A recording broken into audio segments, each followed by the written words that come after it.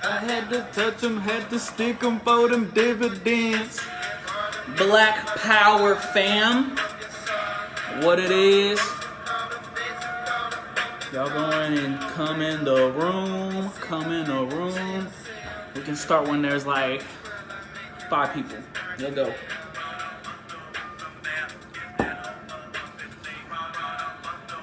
Hit that.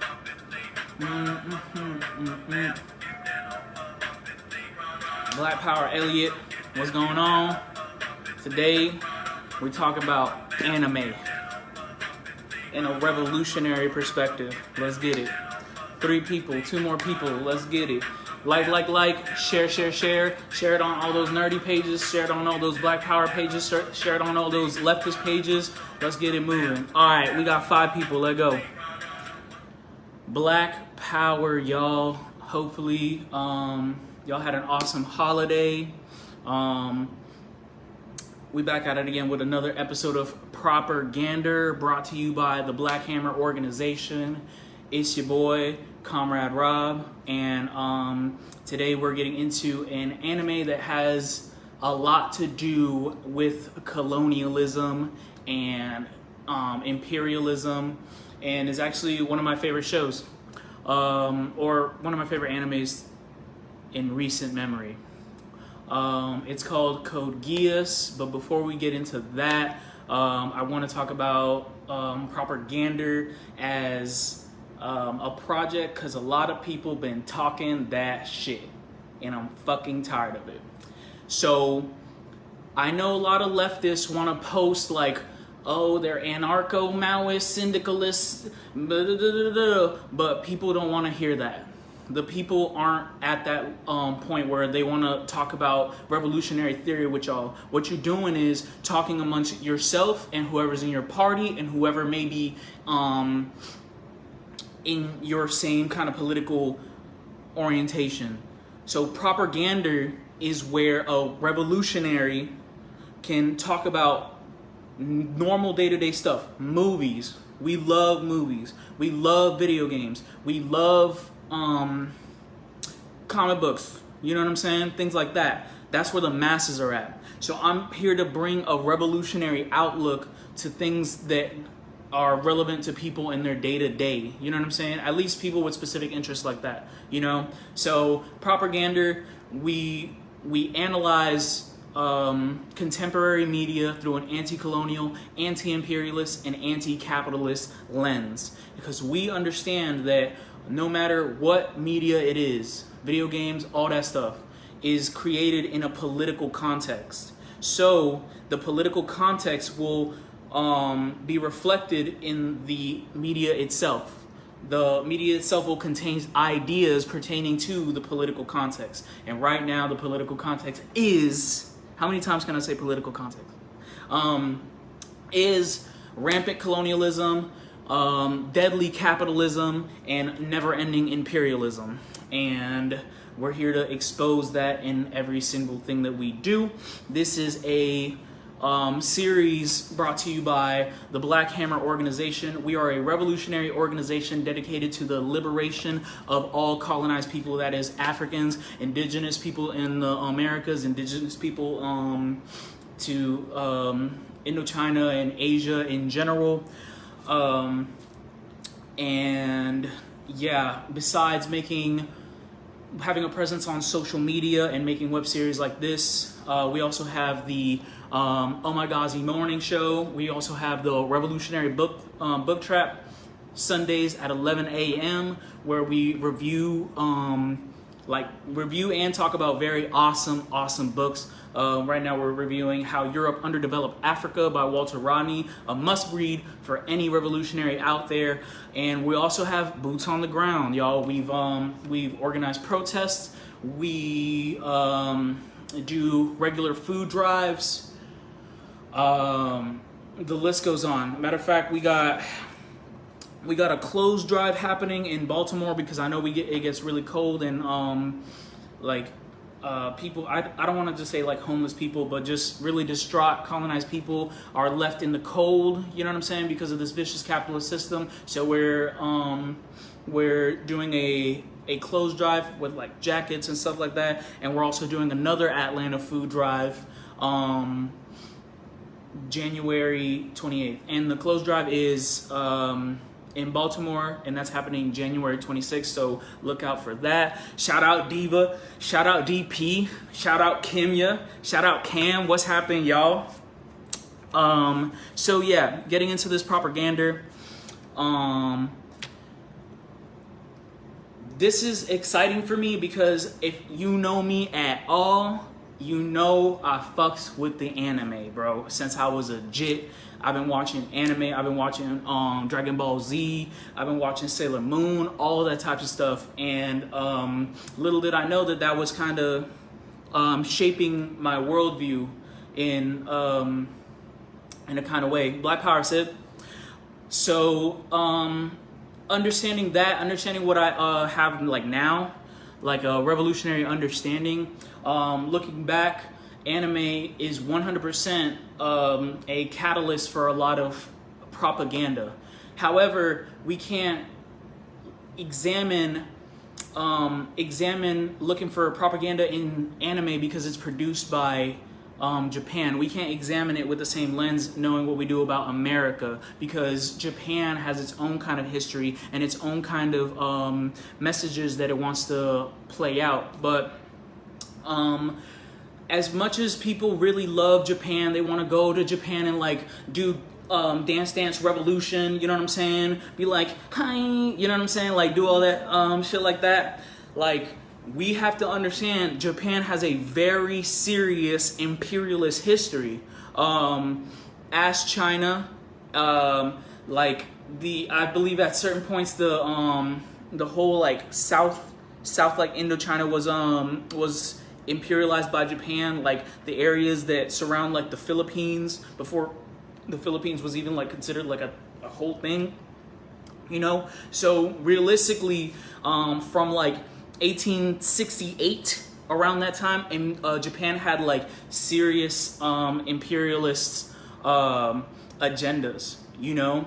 And I guess that's not like that in itself is not that different from America, but how it manifests is it's different, because America is a product of white supremacy and you know what I'm saying, like colonialism of the European sort. But Japan was the colonial power for a while in Asia. Ask the Koreans, you know what I'm saying? Like even right now they have a very growing you could call it like a fascist movement, and they're like rampant capitalists, you know what I'm saying? Like, and capitalism needs imperialism to survive. So knowing all that, it just takes like a kind of different lens to look at Japanese propaganda as opposed to American propaganda in its form of nationalism. So starting, I believe, after the Hiroshima and Nagasaki bombings, like Japan, like it was like a rising like comic book movement, because people need media and people need movies and things like that as a catharsis, like a way to escape the harsh realities of real life. And that time for Japanese people was very hard because they just got fucking nuked twice, you know? So during that time, that's when like manga was getting more popularized, so it was like a way to escape, and that's how we know that's where anime came from as we know it today, you know what I'm saying? It started with like Astro Boy comic books back in the day, and they would talk about like technology or whatever, because there was, after they were destroyed militaristically, there was a push for like industrialization in the country. So, and obviously we can see that in contemporary times too. Like now Japan is like an advanced technological country, you know what I'm saying? But that all came from that push for to rebuild it from the imperialist attacks, you know? So what I mean to say by talking, what I mean to say when I bring that up is that media always has that underlining propagandistic quality. You dig? Like, it may have been to rebuild the country in a more technological way then, but according to a different context, is going to take a different shape and form. And like anime, as much as I love it, you know what I'm saying, it has like it has this kind of weird, like pro-cop, pro-fascistic organizing quality in it. And just to point some examples, you know what I'm saying, there's Hitalia, the Axis powers.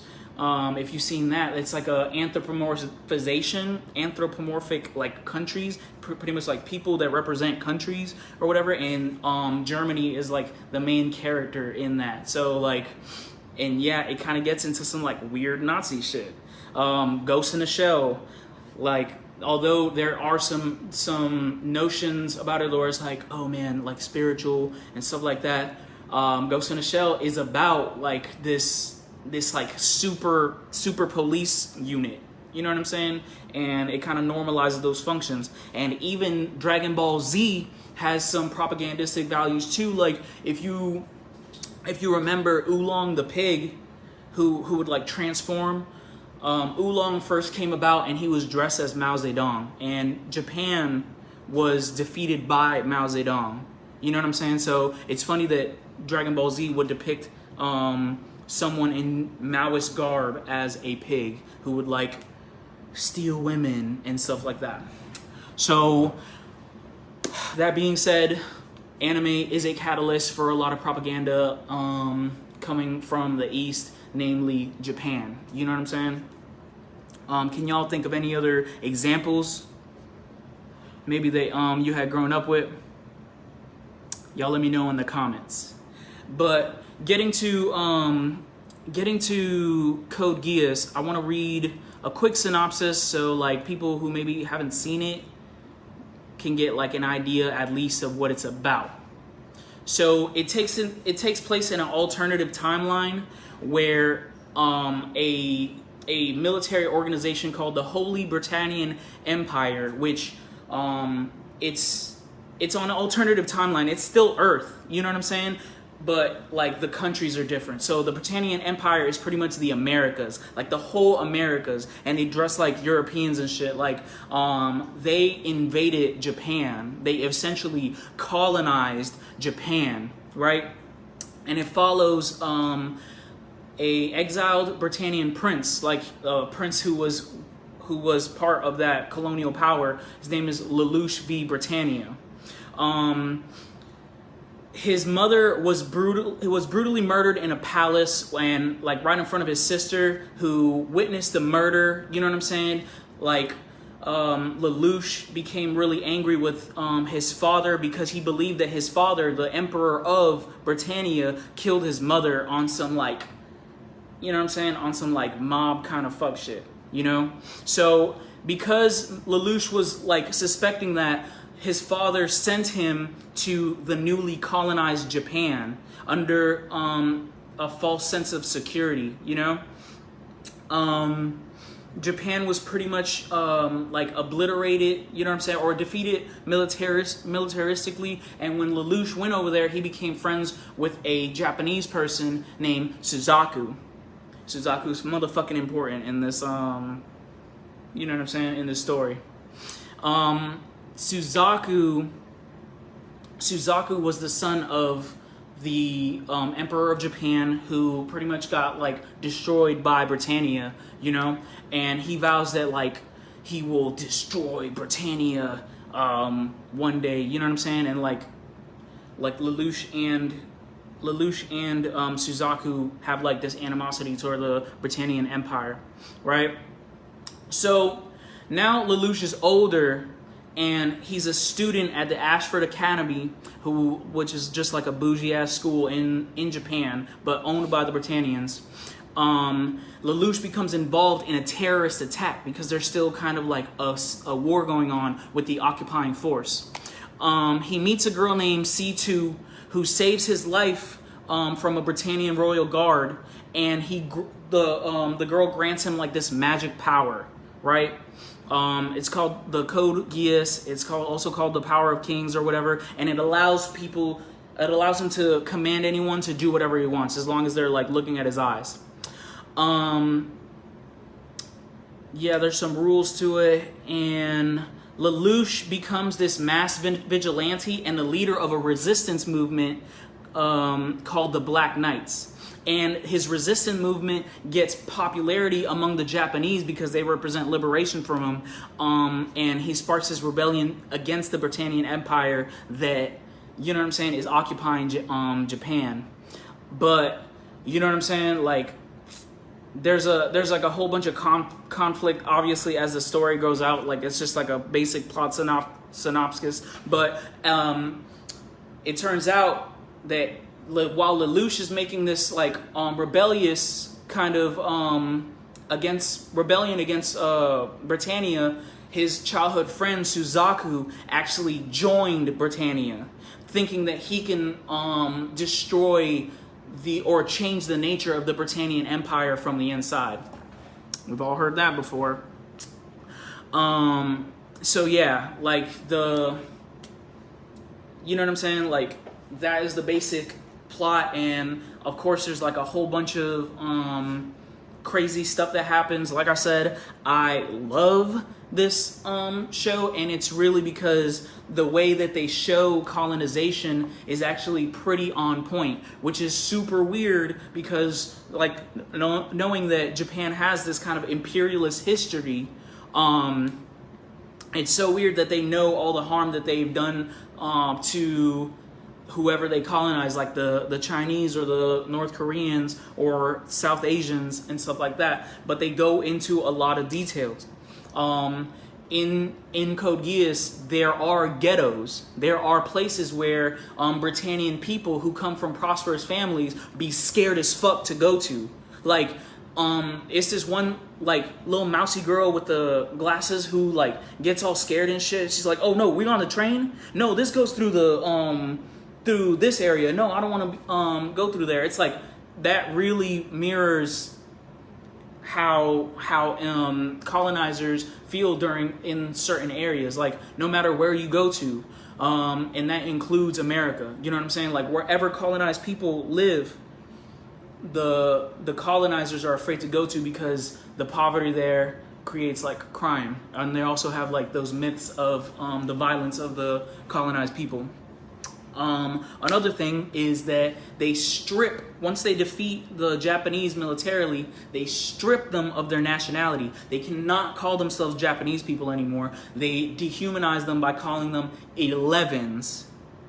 So what does that sound like? You know what I'm saying? With the ghettoization of their land and stripping them of their national identity and calling them something that dehumanizes them, what does that sound like?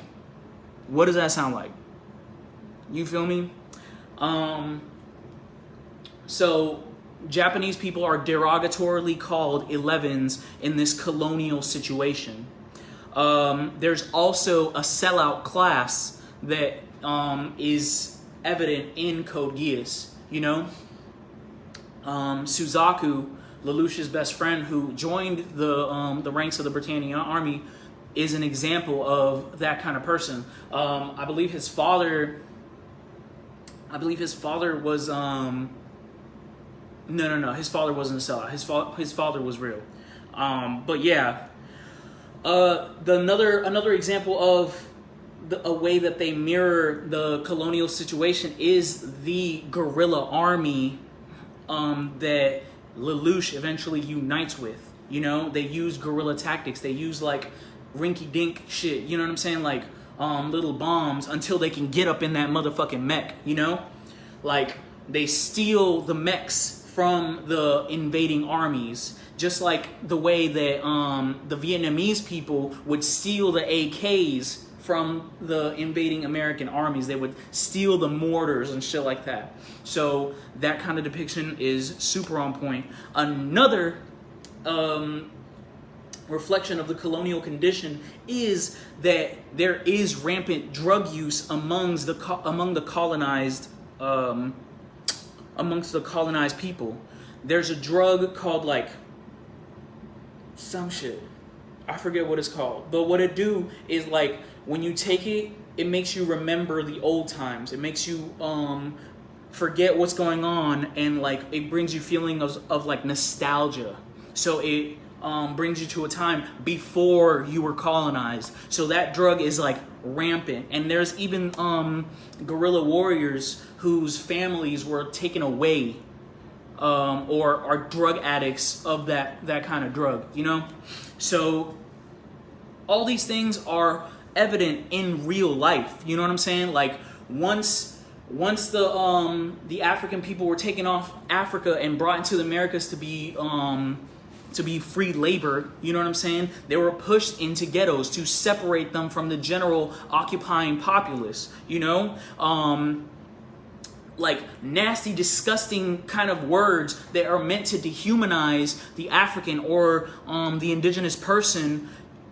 Like you could think of a million. Like I don't even want to say it. I don't have to say it. You know what like white people are known to call indigenous people or African people, or generally anyone who's not white. It's a dehumanizing process, you know?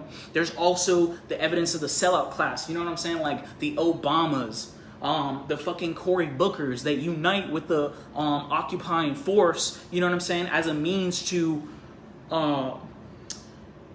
like put down rebellion, to make people think like, oh yeah, we could be like Cory fucking Booker, you know?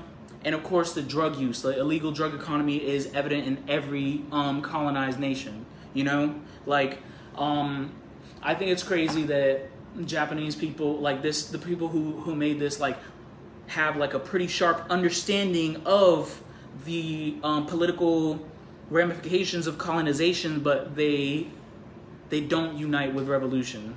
And you can tell by the main character, who is Lelouch. Lelouch is a fucking genius. He like plays chess and shit. You know what I'm saying? He's like that anime character who you can't beat at chess, and he's like bored with school because he's just too like smart for it.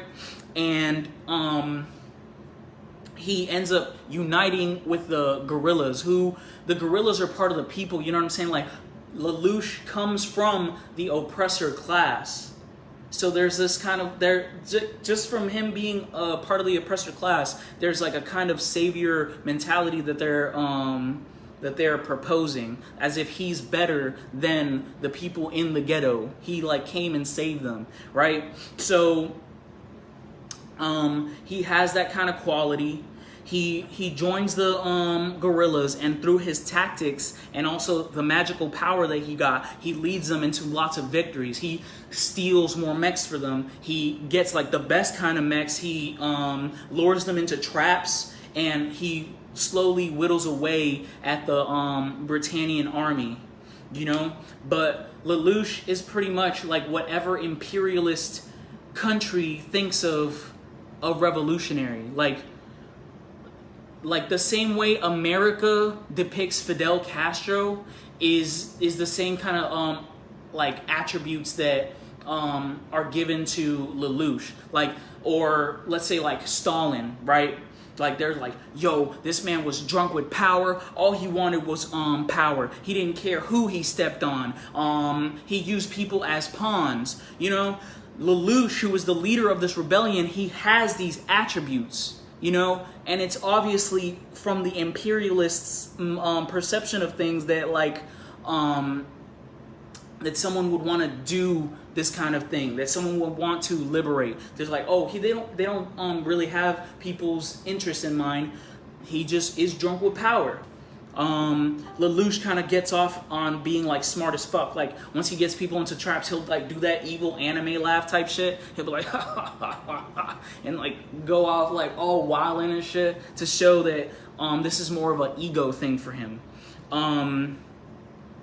His comrades, who I just spoke a little bit towards, like the girl with the pink hair, like her mom is on that shit, bro. Like she saw her mom all fucking drugged out in like a drug den. So she became like a revolutionary to liberate her mother, but he don't give a fuck. Like, he literally does not care about the liberation of Japanese people. He just is motivated by revenge for what his father did, which is like just so crazy to me. Like, Lelouch is like a textbook case of what imperialists think revolutionaries are.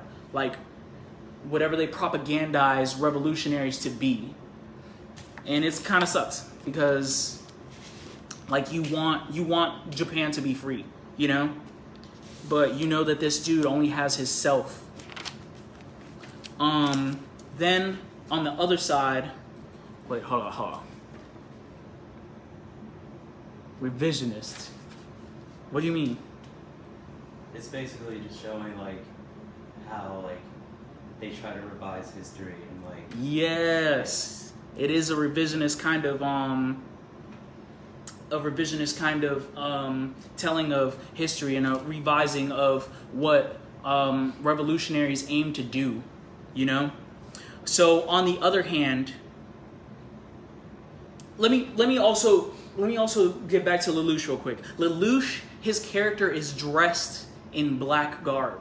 Like, when he is Zero, the hero of the people, he is dripped in black. To obviously, like, black, the color is kind of like akin to darkness, like something who thrives in the shadow, or evil. You know what I'm saying? That's how his character is coded or like colored in. Like, literally, his robot is black, his cape is black, his mask is black, his hair is black. Even when he's at school, everything is black. So you see that they associate him with evil, even though he's liberating a people. Like, regardless if he is kind of trash, like if he's trash in this show, he's liberating the people regardless.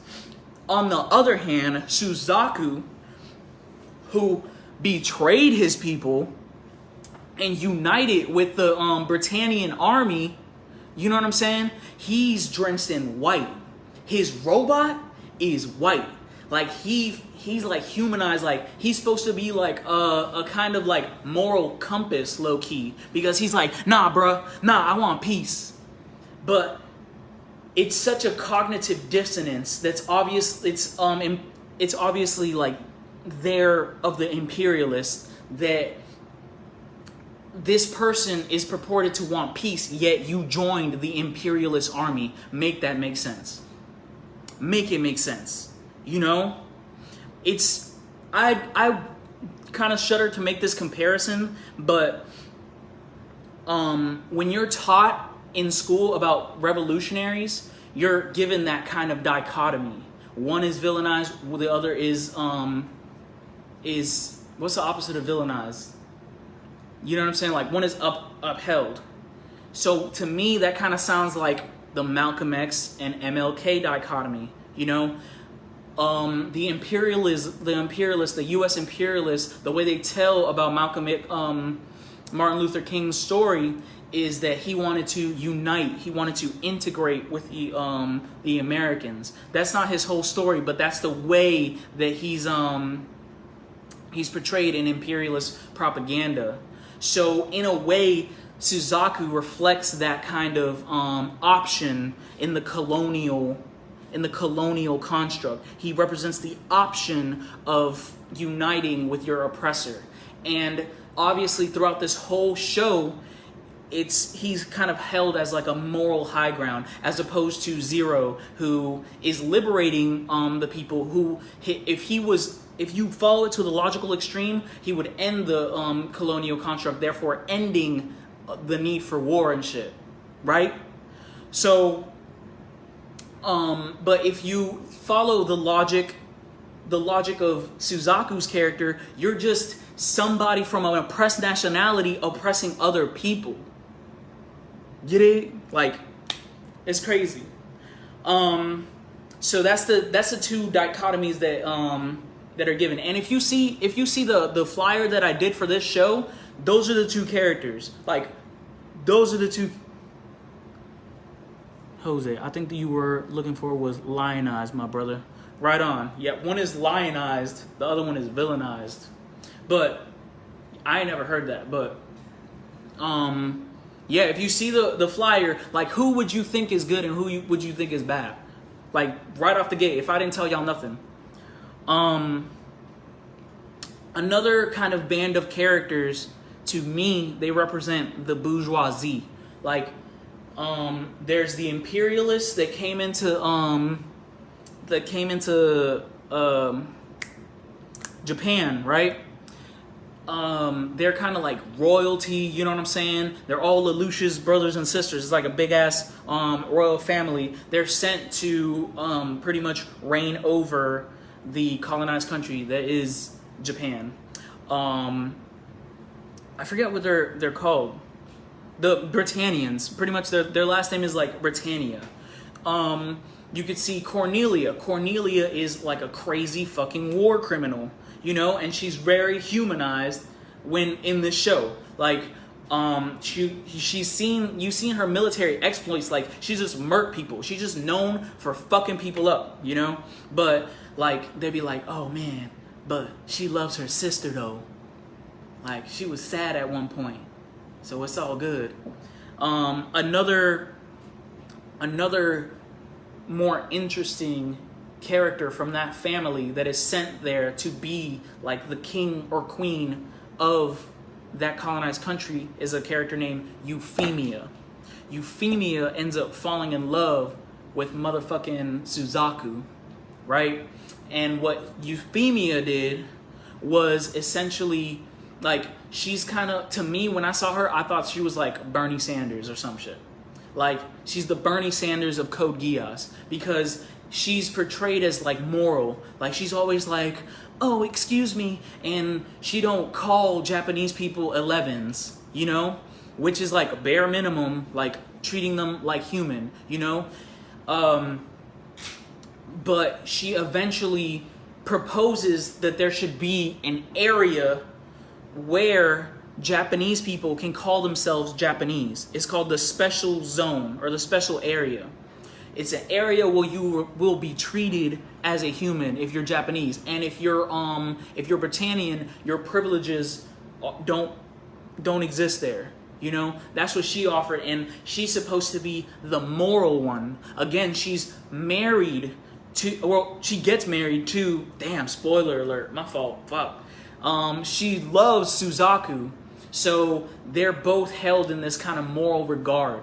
But what kind of moral regard is this situation? You're still perpetrating the colonial situation. You're just making a space where the colonized subject has a chance at being kind of human.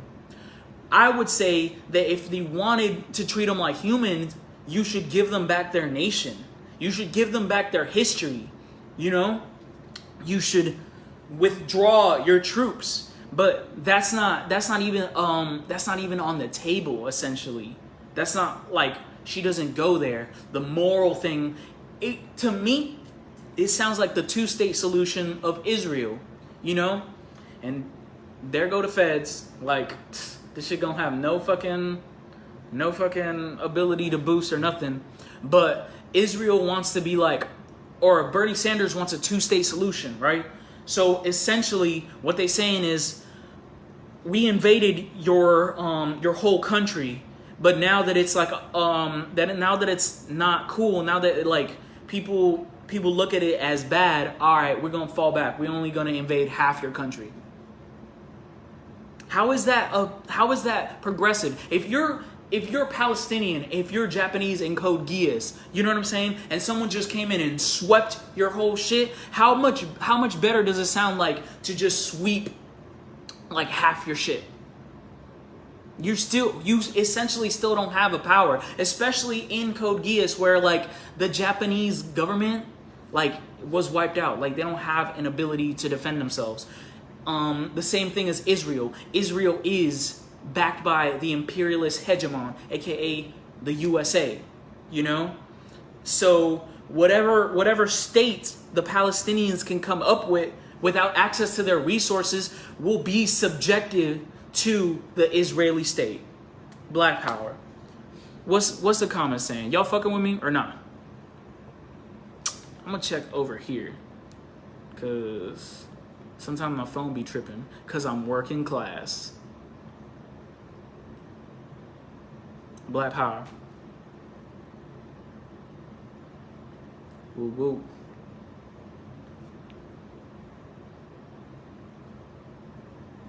Yeah. Okay. Moving on. There's another sector of or another group of characters that is in Code Geass that literally have the best political line, in my opinion, and those are the Japanese nationalists. Now, in real life, Japanese nationalism is probably very reactionary, probably very fascistic, probably very imperialist. But in Code Geass, seeing as they're a colonized nation, it makes sense that you would be prideful of, you would be so prideful of being Japanese that you're willing to fight for your freedom. You feel me? So, there's the Japanese nationalists. They're called like the Brave Winds or something like that. But like, they're completely on point. They want to unite with the people, as opposed to Lelouch's movement, which is detached from the people. Lelouch's movement relies on Lelouch's brilliance and his magic powers, when in real life, guerrilla movements rely on, of course, the brilliance and bravery of the people who go out to war, but it also needs the people. Ask the Vietnamese, ask the Chinese, ask Jay. Whenever the state would come down on them for doing some real shit, they would like go back to where the people are at and just kind of vanish amongst them. Mao said like it would be like a fish in the sea. You know what I'm saying? Like, you gone because of that support. They need food, the people. They need resources, the people. That's where the power comes from. But since the imperialists can't understand the power of the people, can only understand military might or some sort of like notion of brilliance, they make it so the guerrillas have that power to give them a chance against the imperialists, you know? But the Japanese nationalists have that better, more revolutionary understanding, but they are depicted as incapable. Even though like they were holding it down for the longest, they're depicted as like something that couldn't hope to achieve revolution, which is what every liberal says, like, oh, we can't possibly defeat America. Look how much fucking bombs they have. Look how much boats they have. They got nukes. They got this and that. Like, the Vietnamese were just paddy farmers. Like, they were righteous working people. You know what I'm saying? But they defeated the imperialist military. You know? Like, I don't want to get into the specifics, but having the power of the people behind you is way more significant than having whatever kind of technology you think is so undefeatable. And I think that that's what those characters were meant to represent. I forget the leader of that character's name. Hold up. His name is Toto.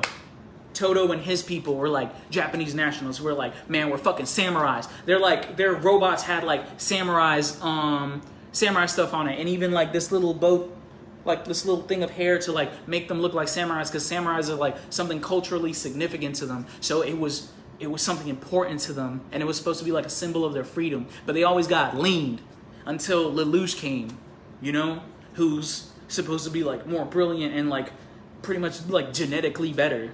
What does that sound like? So, the bottom line of Code Geass is, Code Geass implies that in order to make a revolution, you need some sort of superpower, like the Geass, or some sort of, like, extra supernatural brilliance.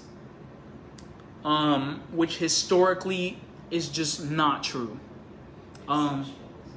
Exceptionalism, exactly. You have to be some sort of like exceptional kind of thing, and like that's pretty much like an imperialist kind of understanding. Like even the idea of a genius is some slick fucking racist shit. Like when you say like, oh, this person is a genius, like that means that there's something about him that is fit to rule you. Like something inherent about him or her that is fit to subordinate others. And if you look at the history of like the idea of genius and stuff like that, it is tied to what's that shit called that the Nazis fucking love? Eugenics. Like this person is genetically superior to you, so therefore he's fit to lead. You know? So the notion of genius is bullshit. Like all that matters is that whatever capacity that you can is significant. Like whatever capacity you can help the revolution is significant. You know? We all have different strengths and weaknesses. It's all a matter of coming together and organizing in a way that puts us in the favorable condition. You know? On top of implying that you need these things to make a revolution, it also implies that through Suzaku's character and his moral high ground, that it would be best to assimilate into your oppressor's culture, you know, which is fucking bullshit. And we know because look at where we are right now. You know, we've had Obamas. We have more black billionaires, more billionaires than we've ever had before. And guess what? Where are we now? Black power. So that was my report on Code Geass. If you want to join the revolution, go to blackhammer.org/sign-up. If you want to join my team, aka social media, aka make dope ass flyers and like dope shows like this, you want to jump on Proper-Gander, whatever it is you want to do. If you have ideas that will make us a better organization, hit us up. Join. Black Power. I'll see y'all later.